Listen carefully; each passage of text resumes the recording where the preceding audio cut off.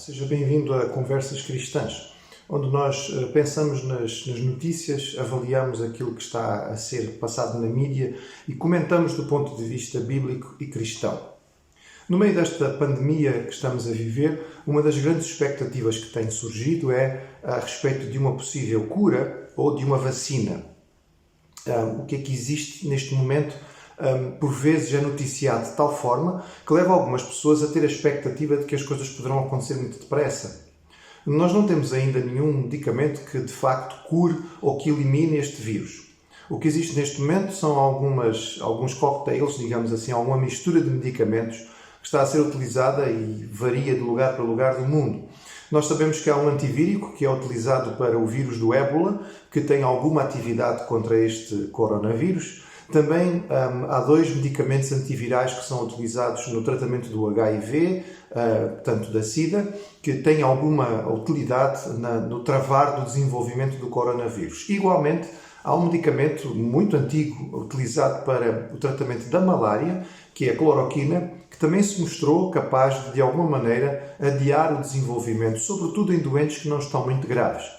Mas aqueles doentes que estão em situação mais grave, nenhum destes medicamentos foi capaz realmente de travar. Daí que nós continuamos a ver os índices de mortalidade em alguns países muito significativos. Também temos ouvido algumas notícias a respeito de vacinas. Os chineses já chegaram ao ponto de estarem a fazer testes em pessoas, em humanos, assim como nos Estados Unidos. Parece que os americanos começaram um bocadinho antes. Aqui na Europa também já existe. Houve inclusive várias notícias circulando se o presidente americano queria ou não comprar a patente desta vacina. A questão que se coloca é que os testes para que uma vacina possa vir a ser eficaz ou seja comprovada e possa ser utilizada em massa demora muito tempo. Nós estamos a ver, do ponto de vista científico, algo extraordinário acontecer no que diz respeito a este vírus. Já existem mais de 1000 artigos científicos publicados a respeito dele e ele apareceu há muito pouco tempo.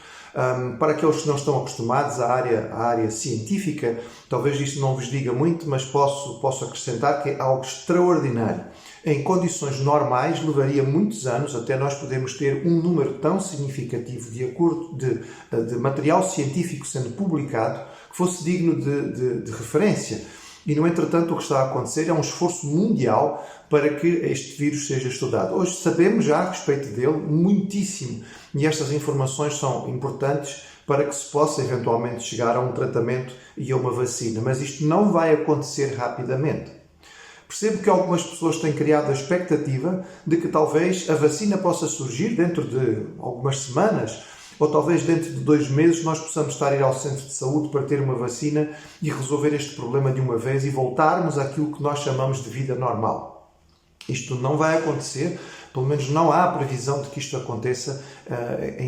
Provavelmente vamos esperar até o fim deste ano, início do próximo, se tudo correr muito bem, para podermos ter uma vacina. A expectativa que se cria neste momento é de que não precisamos enfrentar outro inverno, que será, em princípio, a época em que este vírus tem mais facilidade de proliferar. Não tínhamos que enfrentar outro inverno com esta virose, mas tínhamos alguma forma de o tratar. Isto nos faz pensar um bocadinho a respeito da questão das expectativas. Expectativas fazem parte da nossa vida. Todos nós as criamos, para o bem e para o mal. Expectativas que são positivas, expectativas que são negativas. Elas estão connosco todo o tempo e, infelizmente, muitas das expectativas acaba por ser importante por um estado de coisas que nós vivemos.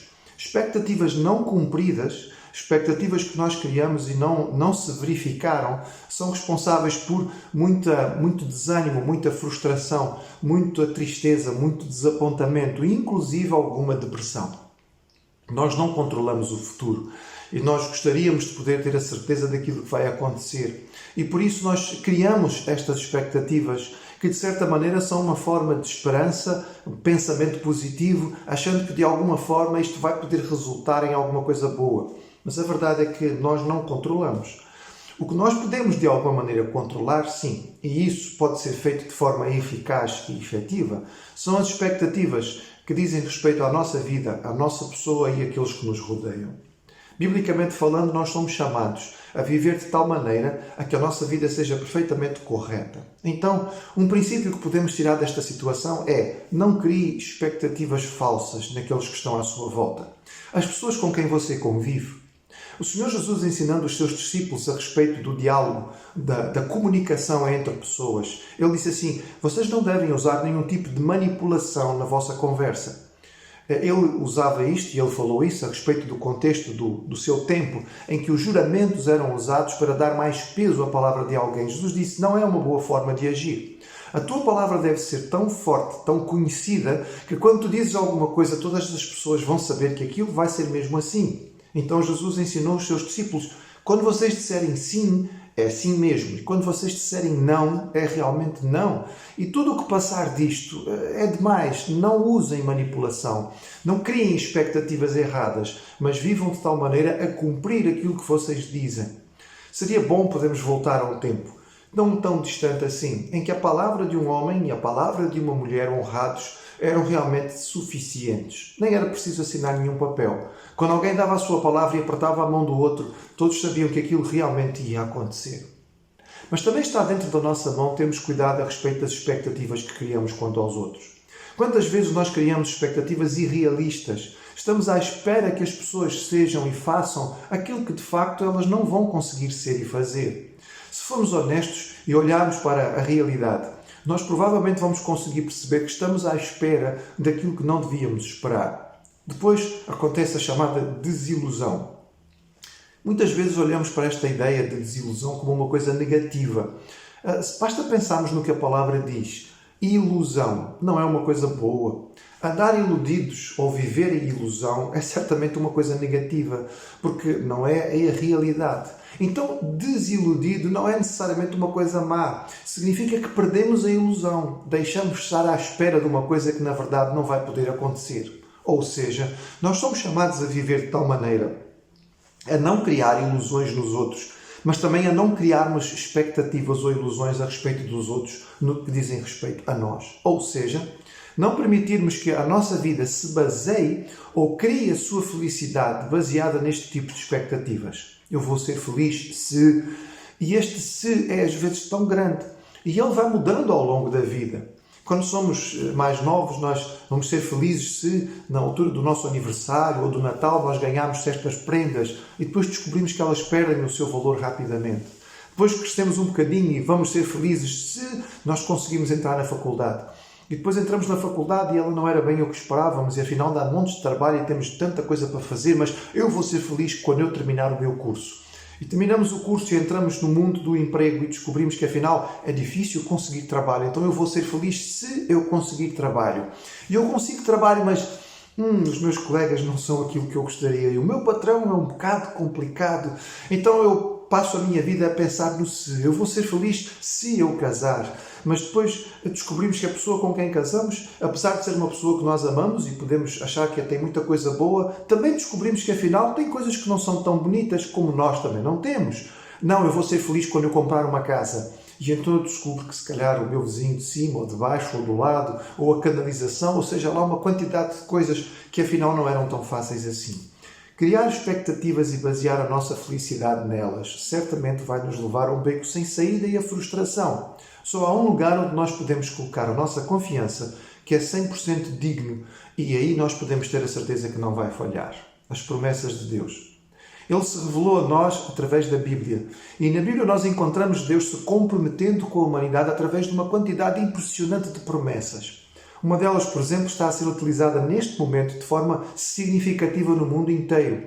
Estão usando o símbolo do arco-íris e afirmando vai ficar tudo bem. Por que estão a usar isto? Porque o arco-íris foi o símbolo que Deus colocou no céu após uma catástrofe universal para dizer nunca mais o mundo vai ser destruído desta maneira. E esta é uma palavra de esperança. E mesmo as pessoas que não sabem estão a usar esta imagem, no fundo, para falar sobre uma promessa que é de Deus. E de facto o mundo nunca mais foi destruído por um dilúvio. E estas promessas que Deus fez para todos nós são aquelas nas quais nós podemos basear a nossa vida. Se você não as conhece, bem, a Bíblia está disponível na sua mão. Leia, procure descobrir as promessas que Deus fez para si. São extraordinárias, são maravilhosas. Elas realmente merecem a nossa confiança. Nelas nós podemos ter segurança para a nossa vida como nada mais. Nela nós vamos encontrar uma rocha para estabelecer o nosso viver. Nele nós podemos confiar. Que este tempo em que estamos um pouco mais resguardados e que temos até disponibilidade para pensar um pouco mais e gastar algum tempo lendo, nós possamos descobrir a Bíblia Sagrada e encontrar nela todas estas promessas que Deus tem para nós. Não expectativas falsas, uma esperança segura de alguém que, quando promete, sempre cumpre.